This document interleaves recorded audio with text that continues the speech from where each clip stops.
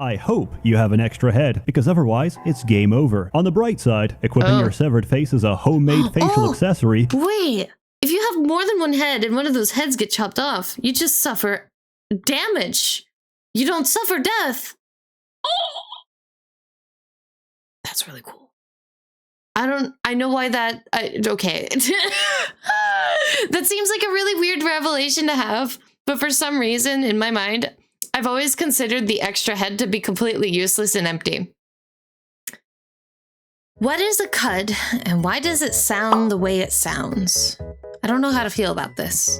Caves of Cud is a fantasy roguelike RPG where the world is partially pre-made for you and the other part is procedurally generated, ensuring a unique experience each time. I personally haven't heard of Cud before, but after some very surface level reading, my interest is already piqued. So before I'm whisked away on a ramble about RPGs, make sure you leave a like and subscribe, and let's get into it. Hey people, Seth here. Have you ever dug too deep and found something they don't want you to know? Sandy Lowe, who is she and why can't I reach her? Have you ever fallen out with someone and restored your friendship using quantum entanglement to retroactively rewrite history and save them from a car crash that never actually happened? Have you ever wanted to skip a lifetime of formal education just by cooking a banana? And finally, have you ever had a fungal infection on your arm that, despite your best efforts, won't go away? No problem. Just cut it off. Then stab a syringe filled with anabolic growth hormones right into your chest and grow a new one. As you well know, mushrooms are a great source of protein. I just hope you're not picky about the origin of that protein. Everything said could be described as the raving of a paranoid schizophrenic, but it isn't. It's an everyday occurrence in the Caves of Quud, which I'm not sure how to say, so we'll just use the acronym instead. Cock is like the negligent supervisor to a kindergarten. You know what? I didn't even think of the acronym. Me and acronyms don't get along. I don't like them because half the time I'll be thrust, someone will throw an acronym at me and expect me to know what it is. And I'm like, no, I have no idea. I'm not good with acronyms. Please help. So I have a very rough relationship with them. But I like this one. I like calling this one cock because it's just right. I'll remember this forever. Just use the acronym instead. Cock is like the negligent supervisor to a kindergarten daycare. When the kids ask him if they can collectively mutilate themselves in the sandbox, he doesn't say, no, don't do that. He says, give it a try. See what happens. Caves of Quud is an open-ended sandbox roguelike which is still in development. Despite this, it's entirely playable and extremely fun. Fun, which I define as I spent half a day with my screen looking like this. And I had to kill a man for his tattoo gun so I could drink the ink, pull the cord in a flashbang, and explode it into my open eyes. Why? Because in this game, that's how you cure monochromia. If pain and suffering are the extra edge to... That is... I have... What? A paint gun to... An inking gun to drink the ink... And explode? Okay, that is awfully creative. Who thought of that? I mean, I know the devs did, but like, whoever specifically thought of that? Are you okay? What's going on, big guy or lady?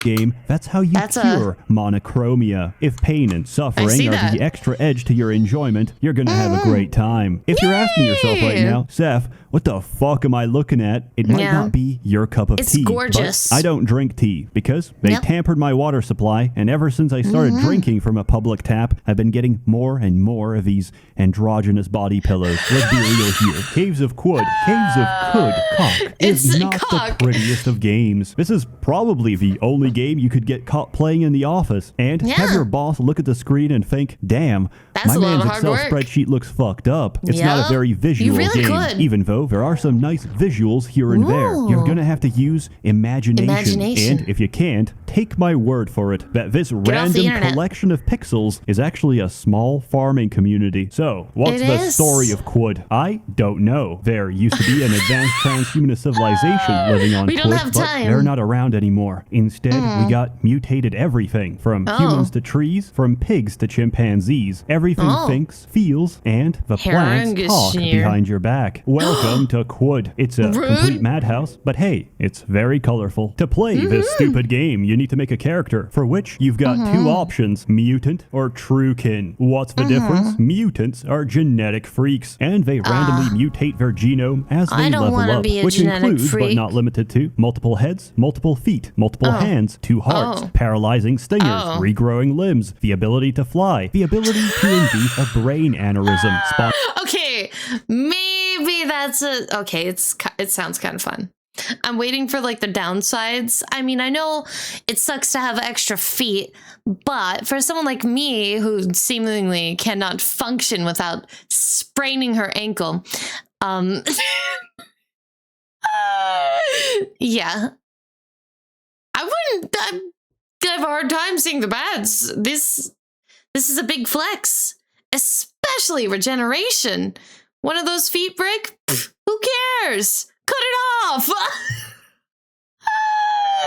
Just lop it off! You don't have to owe anybody anything. Just chop it off. It'll grow back. Regrowing limbs, the ability to fly, the ability to induce a brain aneurysm, spontaneous combustion, teleportation, phasing through solid objects, and even infinite nutrition from the sun, because your skin is made of chlorophyll. So, what's the downside? You're a horrific abomination, and if you encounter a certain holy inquisition of turbo-augmented race purists, they'll kill you on sight. Conversely, true to the name, truekin are humans that haven't mutated. They don't get mutations. They get cybernetic augmentations. These don't come cheap. You first need to obtain an implant, whether by chance or by cutting the electronics out of a dead Templar. Then you need to find an autonomous upgrade terminal, which, upon detecting that you are indeed a pure-blooded human, refers to you as aristocrat and allows you to install as many implants as you want, provided your body has space and provided you did not forget to upgrade your cybernetic software.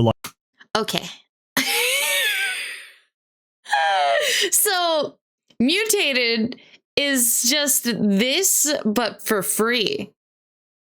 It's like gambling. Whereas the truekin is like pride, and you have to pay for having that pride of being a true kin. Makes sense. And that payment is in the form of paying for your cybernetics. You know what? I've made my mind up. Yep. I'll be a mutant. I can have it for free. I might as well gamble my body, I guess.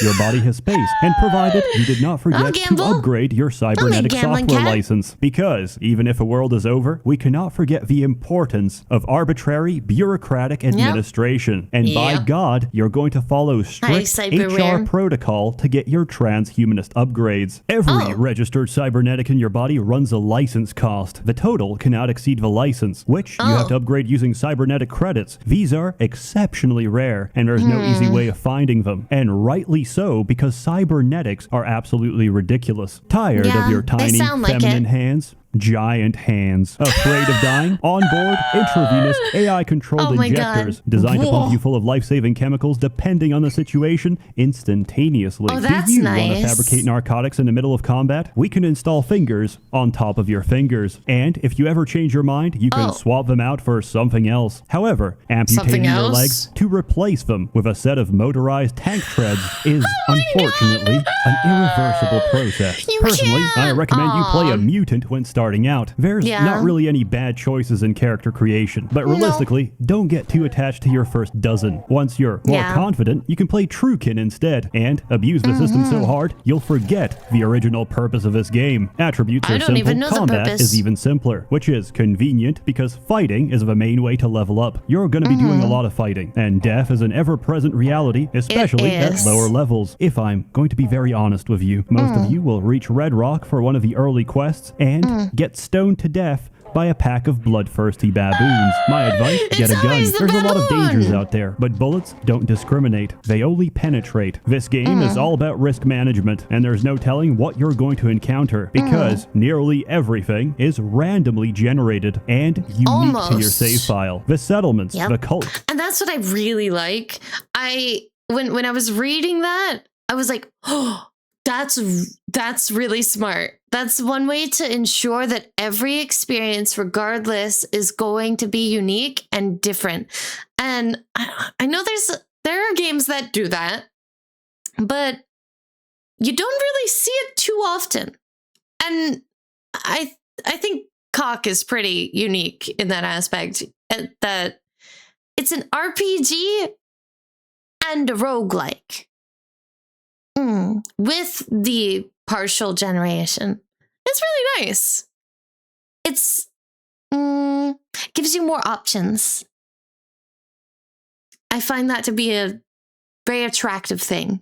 Is randomly generated and unique to your save file. The settlements, the cultures, the lore, the layouts of dungeons and dwellings across the world, and even the pharmacological treatment for different types of disease are built completely out of RNG. Amazingly, it actually works most of the time. The only things that stay the same are the location of unique settlements, the topography of the map, and of course, the main quest line. Caves of Quit is quite unique in this regard, since most roguelikes don't have an overarching story. It's currently unfinished, so consider it entirely optional if you're looking to follow an objective and possibly, probably, most likely, die in a process. If it makes you feel any better, most players get to Golgotha, and then they quit. In my case, I got to Golgotha, came back, and then I realized that wasn't the hard part. What did he mean by this? I'm not going to tell you. You're going to have to experience that for yourself. I'm not joking when I say this game has one of the steepest difficulty curves, and one fatal mistake could end your entire playthrough, or just hit Alt F4 and never tell anyone. Let me tell you about mechanics. Firstly, overlay UI. Turn it on. I have no idea why it's not the default, but it's virtually unplayable without it. There's a lot of interesting monster designs in this game. Interesting in their design to creatively reduce your life expectancy. Most common cause of death, a brick wall, because for some reason, mimics are level 25 and still generate where they shouldn't. That's good programming. Just like choosing Unity to be the basis of your sandbox roguelike. How about Rusty Sawblade that dismembers on every hit? I hope you have an extra head, because otherwise it's game over. On the bright side, equipping your severed face as a homemade facial accessory. Wait, if you have more than one head and one of those heads get chopped off, you just suffer damage. You don't suffer death. That's really cool. I know why that, okay. That seems like a really weird revelation to have, but for some reason in my mind, I've always considered the extra head to be completely useless and empty. It's just getting more and more and more tempting to be a mutant every day, every second, everything Seth says. I think I want to be a mutant.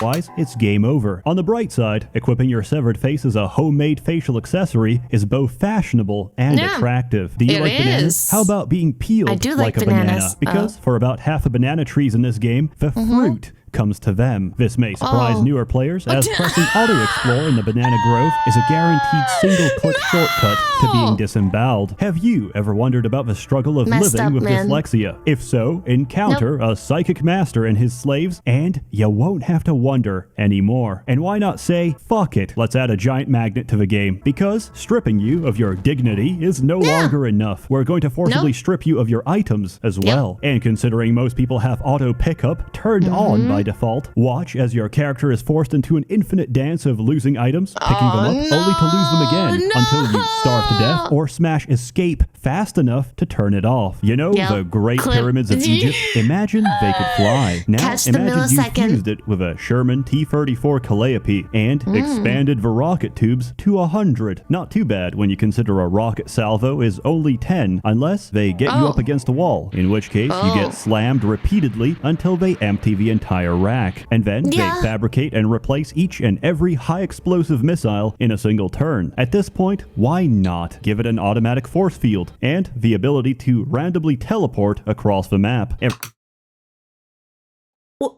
Why? That sounds insanely cracked. Are you allowed to destroy that? Like, actually, are you allowed to destroy it? And follow up, can you even? Have you tried? What do you gotta do? Place a bunch of EMP mines, disable the force field, and just say, fluff it, we ball, and jump in? That's insanely cracked. Oh no, I don't think I like that.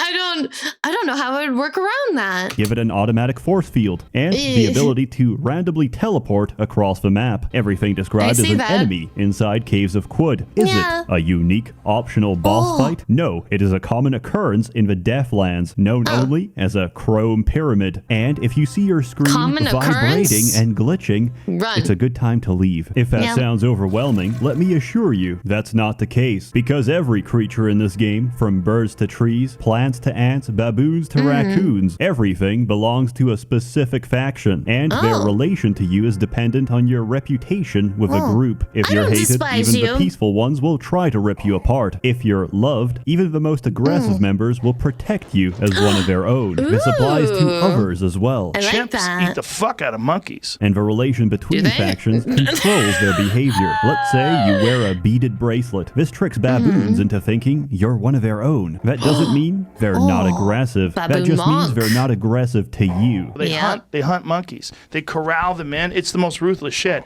Because there's a video of this chimp eating a monkey while it's alive. It's holding onto the monkey and biting its hips and just pulling chunks of meat. Why would you watch that?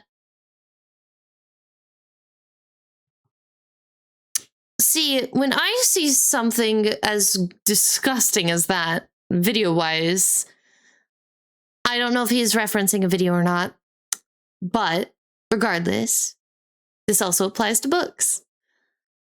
I just stop.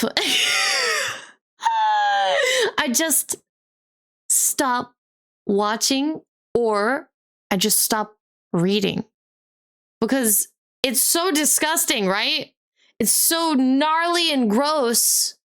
Why would you want to keep watching it or reading? The only excuse is for reading, if it's used for a plot device. But if you're watching this, why? Why would you willingly witness something so brutal?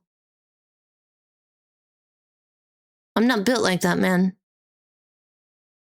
I like cat videos and a random old man screaming about golf. If you know who I'm talking about,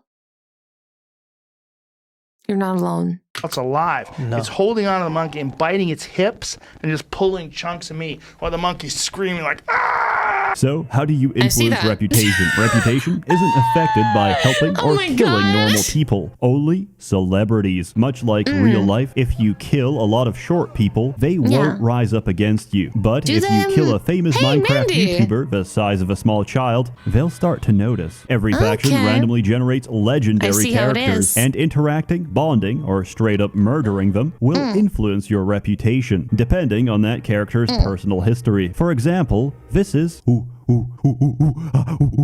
a legendary baboon queen. She is naturally loved by her people. However, she accidentally dug up some robot's dead grandfather, probably a TI-84 calculator. She also sold confidential banking details from one village and stole some shit from another. Quite understandably, these factions don't like her, and smacking her dead with a heavy branch would probably make a lot of people, excluding those that use shit as a projectile, incredibly happy. Now, the most precious resource in Quad is water. There's not much of it around, so the act of sharing your water is one of the most culturally significant actions you can take. Your thirst is mine, my water is yours. Performing a water ritual will bond you together and strengthen relations. The factions that like them will like you even more, but the factions that don't will dislike you by association. However, sharing water with another only later to betray. I think that's my only ick is being forced to strategically choose who you want to befriend in a game because their friends might be stronger or weaker. You know what I mean? If I want to be friends with the birds and the fish and the people and the baboons, I should be allowed to be friends with the birds and the fish and the people and the baboons. Even if they don't like each other. It makes sense, but it's always something I've never really I've never liked a bunch. I don't like having to pick like that. I also don't like the whole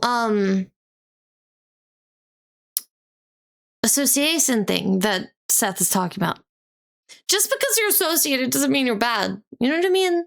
Same thing goes for good. You can be associated with the best of ideals or whatever you want and still be a bad person. I didn't mean to go on a mini tangent about that. My bad. Betray your brother is the worst crime you can possibly commit, and even the enemy of thy enemy will regard you, the kinslayer, with open hatred, as will every faction in the game. Of course, you can always use a Schrodinger's page. Remember, it's not considered historical revision when you're doing it with quantum entanglement. As briefly mentioned, water is the most valuable commodity. That's why we don't have currency. Water is currency. We don't go by greenback or gold. We go by water, and we trade it by the dram. 1 dram of water is approximately 1/8 of a fluid ounce, or about 3.6 ml. It is the smallest unit of trade, and a water skin can hold up to 64 drams of fluid, 8 fluid ounces, or about 230 ml. In Caves of Quad, we drink our currency. In this world, poverty isn't begging on the streets. Poverty is dying of thirst, and so you need water to live or trade, meaning your currency is actually damn heavy, and there's only so many water skins you can carry around. It's an interesting system, effectively forcing you to trade valuables for other valuables and measure out water to even out the difference. But to even earn your water, you're going to have to go into the great unknown, explore, plunder, and pillage your way across the world, and hopefully you can come back alive. It's going to be dangerous, but when the alternative is certain death, I think I'll take my options. Survival is not easy, but the game offers you a diverse variety of skills to help you stay alive. Each time you level up, you get skill points, which can be freely distributed to suit your character. Finding combinations that work is a matter of experimentation. For example, I once made a mutant with 6 arms, with an axe in each hand. Axes specialize in dismemberment, and dual welding specializes in attacking simultaneously with each arm. Each turn, my abomination pick off up to 6 limbs, including the head. And believe me, everything eventually runs out of limbs. On top of that, you'll run into items you don't understand. These will be described as an artifact and require successful identification to properly use. For example, if your character is a complete dumbass, he has no concept of a folding chair. Instead, you'll see it as a collection of strange tubes. Also, don't do this with stuff you don't own, because I'm sorry, it's your int actually matters in this game, because if you're just a complete and utter dummy, you don't even know what a folding chair is, man. I would like to see a stupid run. Is that even possible in this game? Could you have a character that has such low int it's considered a stupid run? That'd be fun and challenging. I don't think I would be up for it, but I want to witness and live vicariously through someone who has. And if they haven't, they should. Because I can't fathom a stupid run. A collection of strange tubes. Also, don't do this with stuff you don't own, because in the process of delicately smashing it to pieces, you might unintentionally break it. And the excuse of, sorry, I was just identifying, doesn't work when you're being violently murdered by a pack of villagers. Artifacts are amazing and offer you great flexibility, often augmenting or replacing abilities you don't have with their mechanized technological equivalent. These include, but are not limited to, instant teleportation to any XYZ coordinate, biodynamic fuel cells powered by blood, handheld nuclear grenades, or even a pair of rocket skates designed for their intended purpose to burn down every forest in the game. Not only can you use them, but with a tinkering skill, you can also craft them. And provided you've got the appropriate blueprints, you can not only craft them, but also modify them to your heart's content. And for the longest time, that seemed like the limits of this game, until I went further beyond and discovered cooking. Imagine living in a world where the difference between life and death is decided almost entirely by what you had for breakfast that day, because that's what cooking is to caves of Quud. When everything is so mutated, even consuming the mutant will give you their properties, and adding more mutants to the dish will increase the possibilities of your ridiculous combination. For example, I can engineer a chance to heal to full health on any tick of damage. Then I pour acid on my feet and become immortal. Or I can use a mental Okay, that's a... Wow. Really extreme.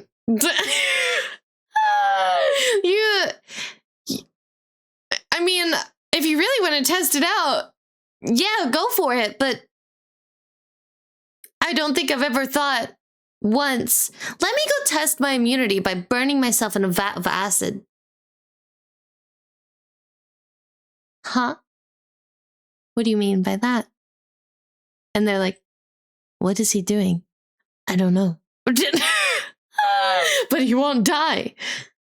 I'm sure you still feel pain, though. Just because you're immune or can't die. Sorry, the word isn't hitting me at the moment. Doesn't mean you can't feel pain. Unless you're a weird, painless god. That's messed up. Damage. Then I pour acid on my feet and become immortal. Or I can use a mental mutation to spawn a huge number of plants that explode when you step on them. Eat a gecko that gives me complete immunity to fire, and intentionally cause a chain reaction that turns the entire map into lava while leaving myself untouched. Or I could ask a gigantic sewer slug for his favorite soup recipe, drink it, and turn myself permanently into a gigantic sewer slug that stores, pressurizes, and spits entire rivers of acid. With all that knowledge, the only thing left is to go deeper. Many people go into caves and they don't come back. Usually they have stupid names like Nutty Putty Cave. A man actually died there. Seth! There's a mother out there that had to explain to her kids, yeah, your father unfortunately passed away in a Nutty Putty Cave. Do you want that to be you? But I digress, because everything I've told you... That's messed up, Seth! It sounds like you're going to threaten them. Like you're threatening to put them in a cave. Do you want me to do that? Do you really want me to? I'll do it. Do you want to go die in a cave with a silly name? And the kids are just like, no, I don't want to. Please don't hurt me. I'm sorry. That is a sad story, though. May he rest in peace. Nutty Putty Cave. Do you want that to be you? But I digress, because everything I've told you up until now has been the surface of Quud. What does that mean? It means I've played long enough to see the game for what it really is. A series of challenges that appear impossible until you realize every problem has a solution. And once the puzzle pieces click together, you'll reach that epiphany that the entire system is, by design, designed to be subverted. The sandbox wants you to break it. It wants you to achieve your goal in the most creative way possible. Let me tell you about the real Caves of Quud. For a start, we need a lot of money. We don't have time to earn it, so we're going to print it. Welcome to the lava economy, because lava is extremely valuable. 1 gram equals 16 drams of water. Okay, great. However, we can only store it safely inside a 1 dram glass vial. A water skin holds 64, but starts burning the moment you put it in. Previously, I could extinguish the fire caused by the lava by pouring water on it and leaving the water skin perfectly intact for me to sell. The developers patched this out and reduced the value of lava twice, but that didn't stop me. Instead, I streamlined the process. Normally, fungal colonies produce lava, which is a good source of early money and parasitic infections, but their capacity is limited. We need industrial quantities. You need to find and identify a thermal grenade and a freeze grenade. Any generation works, but a Mark III is preferable. Next, we need bananas. Either 6-day stilt or banana growth. Preserve it into sun-dried bananas. Cook it. Gain psychometry. Use psychometry to read the early history of every artifact in your inventory without paying for a data disk ever again. Get tinkering to level 1 so you can disassemble scrap and craft grenades. Go to the desert canyon. Locate a nice pocket of shale rock. Quick trivia. What's the melting point of shale rock? About 1,000 degrees. Chuck thermal grenades in quick succession. Well, that was a very quick trivia. I couldn't even give an answer even if I wanted to. I really like how this game is like weirdly showing the duality of life. Does that make sense? So, like Seth explained, you can do the research yourself on your items that you want or have, which I'm assuming takes a long time, but you can do that for free. That way you never have to pay again for I'm assuming the information to just be injected into your mind or something like that. It's so interesting to view it that way because you can learn how to, I don't know, sew, or you can pay someone to sew something for you. You know what I mean? That's really cool. I like it. Duality.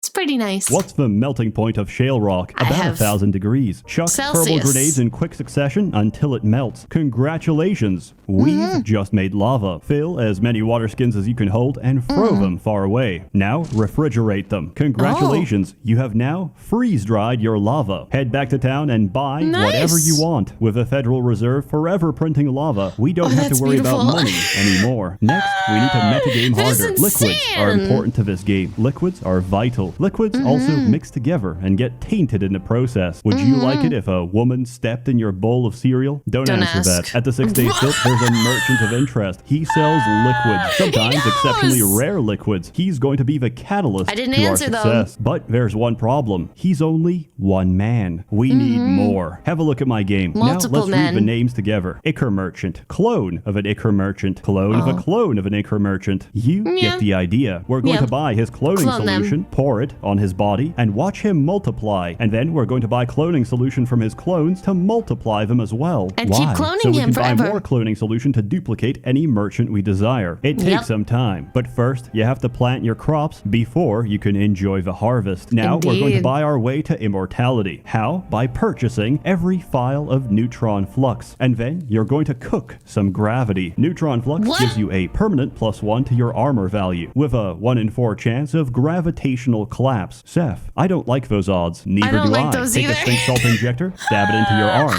start cooking. If your body collapses under the weight of a neutron star, go back. Because that never really happened. Because precognition is a vision of the future, not the present. And if you don't like that theoretical timeline, you go back to a divergent point in time when you first injected that cocktail. Walk around, live life, and try again. When the I'm so curious how Seth thought of this. How do you play so much of a game and think of specifically this scenario that is on a different level? I can't. Like, I'm sure I could if I really wanted to, but I feel like it's impossible unless you're passionate. You know what I mean? So I think this is one of the most mind-boggling Seth ideas. It's definitely up there. Holy crap. Crush yourself with the weight of a neutron star to gain immortality. And he's not even done yet. You first injected that cocktail. Walk around, live life, and try again when the deterministic dice roll of RNG will give you the outcome you desire. Yes, this game has save scumming built into the mechanics. Reach immortality. Keep eating bananas. The potassium is good for you and good for your newfound ability to craft nearly every item in the game. Next, the one and only reason I play Truekin is to pacify the Templars. Unique Templars carry a very special cocktail. Unfortunately, they're extremely trigger happy, and they have a tendency to inject it upon any sign of conflict. As a Truekin, I simply walk up to them and buy it for a pathetic sum of money. What is it? It's an injector filled with ether nectar. Injecting it gives you a permanent +1 to a random attribute, but that's not good enough. We're going to preserve it and condense the nectar, and then we're going to use precognition and cook it, which gives us a 1 in 4 chance of getting +1 in all of our attributes permanently. However, these are quite rare, and I can't know if I'll ever find another. So first, I find a high-level merchant, clone them repeatedly, and buy metamorphic polygel. This is cloning solution for items. So now I can theoretically scale my character to an infinite amount of armor, infinite amount of attributes, and once I clone all the bookstores, an infinite amount of Schrodinger's pages that I can use to gain an infinite amount of reputation. And still, I get one shot by a fucking rusty saw. Remember that chrome pyramid I talked about previously? Nobody actually knew how to deal with these until one insane madman EMP'd the force field, charged the chrome pyramid, and with a small flick of a blade, disarmed it. Yes, he ripped off the I literally said that. There's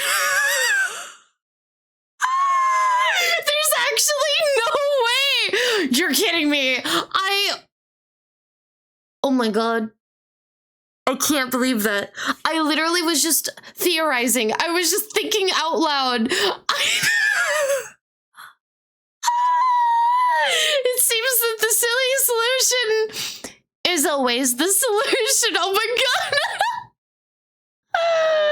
chrome pyramid and, with a small flick of a blade, disarmed it. Yes, he ripped off the entire swarm rack. That same swarm rack can be picked up and used. However, the average player can only hold a weight of about 300. This thing weighs 1,500. So we modify it, reducing its total weight down to 0. But at this point, weight doesn't really matter. With the exact same method, I disarmed every other robot in the Deathlands and used them to craft spheres of negative weight, allowing us to effectively roleplay as a high-speed missile launcher. But even that was still not enough. I was tired of paying for goods, so I stabbed a merchant with a love injector and robbed them blind. Then I stabbed a legendary bear, so we could improve human race relations by sharing honey and the location of local beehives. I also stabbed the Pope, made him follow me back to town, and watched as he started a race riot because his reputation with the unwashed masses was not very high. Instead, I wanted companions that don't murder everyone. So I sprayed sentience on a block of concrete and convinced the block of animated concrete to follow me into combat. I found out concrete is not only indestructible, it can also hold weaponry in its hands. Unfortunately, my companion died when I foolishly tried to slam through concrete using concrete. I broke a concrete wall. I lost a concrete friend. But none of what I said even holds a candle compared to being a high-level expert. Here's some examples of what you can do. Surround yourself with a permanent force field. Use instant transmission. Turn walls into lava. Turn brains into liquid using your mind from the other side of the map with clairvoyance. Dominate every merchant to give you their life savings. Dominate a domesticated pig. Put a nuclear warhead in its mouth and turn it into a remote-controlled suicide bomber. Split yourself into 7 identical copies with identical powers and turn the screen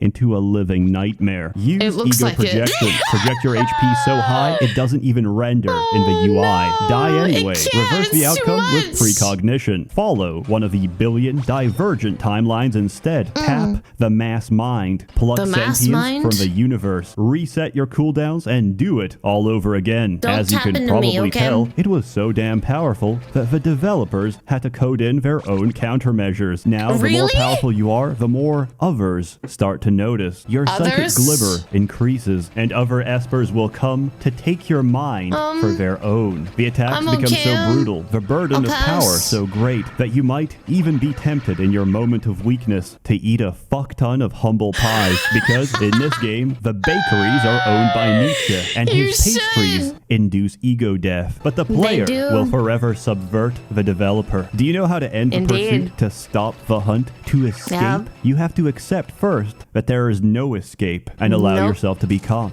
And in the briefest of moments, you dominate your pursuer and kill yourself. Your old flesh is gone, but inside new flesh, your mind lives on. This game is truly exceptional, but that is beautiful.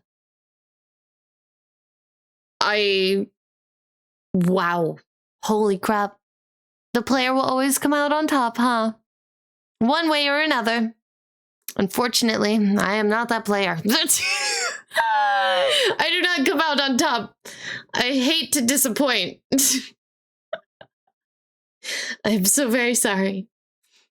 I'll try more. I'll try harder. Newsflash, your mind lives on. This game is truly exceptional, but it does have its problems. One, it's made on Unity. That's not immediately noticeable. But when a small cloud of gas accidentally falls down a pipe and has to generate 10 levels of dungeon for the sake of simulation, you're gonna notice. Two, sometimes an essential quest NPC contracts a fungal infection and is regrettably chopped to pieces. Sometimes the sandbox breaks and you lose your progress. The game practically expects you to use console commands to fix itself, so don't feel too bad about it. Free, most of the game is randomly generated, but you can tell immediately if a character is pre-written, because the first Tumblr fursona you meet will give you an option to ask about her neon purple hair and quirky way of talking. I like the writing in this game, but come on, disliked by the water barons for her queer appearance? Really? Maybe. She just looks like shit. Listen, I can respect the fact that you can self-insert your OC girlfriend, but at least give us the option of dismembering her. And four, I want more. Like to use There's not enough of this world, and you're spending too much of your time banning me off your Discord for making reasonable gameplay suggestions. Initially, I dismissed this game as overly simplistic. Seth. I come back now to tell you how deep it goes. Even with a time given, I've only told you a fraction of what I know. It should be noted that the writing in this game is fantastic. There's so much lore, like how the banana ranchers in this game are plants themselves. It's plants enslaving plants. It's plantation owners beating other plantation owners. They really just work up the hierarchy. It's like my slave name used to be whipped cream. Now I'm whipping cream. The music in this game is very charming and sets the tone that you're in a completely alien environment where nearly every rock, tree, and flower is very much alive. It's a beautiful, wonderful, and janky mess of a game. And despite being in early access, it's already given me hundreds of hours of enjoyment. As such, I give it a completely random, yet quantifiably high score, which can only be expressed on a graphical calculator. It's fantastic. It's not for everyone, and it's incredibly neurotic. But if that sounds like something you'd enjoy, give it a try. We negotiated a deal, however small, for about 10% off for the next couple of days on GOG. Follow the link, and you save a single $1. As always, more content to come, so stay tuned. That content will consist of more than 4 pixels. A warm thanks to the many members of the Merchants Guild generously funding and bankrolling these videos. Except this one is completely free, because I can't make you pay money for abstract text adventures. You're all truly wonderful. Take care and have a good one. Thank you for tuning in to another Neko Reacts. So, have you given this game a shot? I know the graphics may not be ideal, but it looks like a pretty starred game regardless. Let me know in the comments below. Until then, please leave a like, subscribe to the universe, and I'll see you in the next one. Matanya! Bye-bye!